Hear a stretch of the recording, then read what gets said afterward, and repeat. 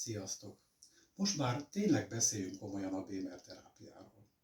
És a következő, amit szeretnék veletek megosztani, az pedig az árkérdés, amire rendkívül érzékenyek vagyunk mindannyian.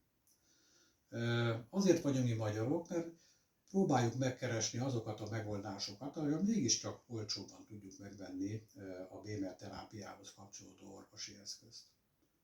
Vajon miért is nem javaslom én ezt?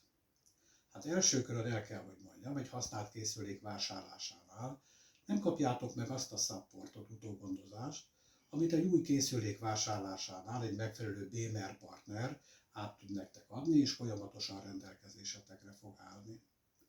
A következő, amit érdemes figyelembe vennetek, az pedig a szennyezettség.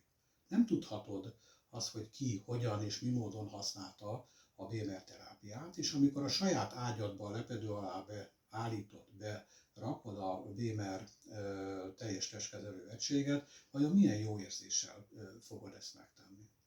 A következő, amit érdemes figyelembe venni, az pedig a garancia. Ebben az esetben a garanciának az ügyintézése rendkívül nehézkes, és sok esetben lehetetlen is. Ha ezzel kapcsolatban bármilyen kérdésetek van, akkor természetesen hívjatok, beszéljük meg, és fogok nektek segíteni.